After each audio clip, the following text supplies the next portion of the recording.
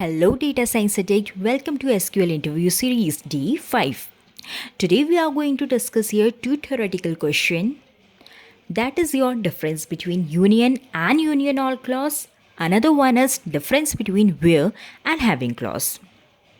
Now going further into the video, what is union versus union all clause? So in SQL, both union and union all are used to combine the result sets of two or more SQL queries. However, they have a key difference in how they handle duplicate rows. Now, what is union? The union operator combines the result sets of multiple queries while eliminating duplicate rows.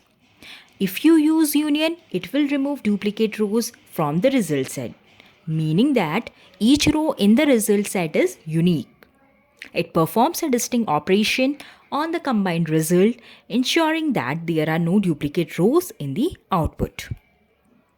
Now, what is union all?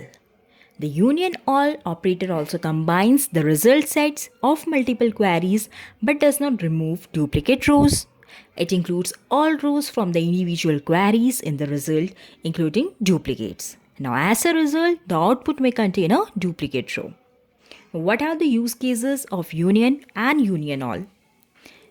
You use union when you want to remove duplicate rows and produce a unique set of values from multiple queries. You use union all when you want to include all rows, including duplicates from the individual queries in the result. Now, what is where versus having clause? In SQL, both the where and having clauses are used to filter rows from the result set of query, but they operate at different stages of the query execution and are used to different purposes. Now, where clause is what? The where clause is used to filter rows from the source table before any grouping or aggregation occurs. It is typically used to apply conditions to individual rows in the source tables. The where clause is applied before the group by clause, if used, and before any aggregate function, example sum, count, average, are applied. It filters rows based on column values and is applied at the row level. Now, if we check out this example here, in this example, the where clause filter rows with a sales date after your date 1st January 2023 before grouping the data by product category.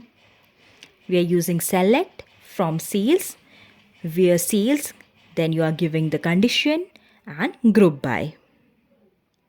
Now, having. The having clause is used to filter rows after the group by clause, if used and after any aggregate function that have been applied. It is used to filter groups of rows based on the results of aggregate function.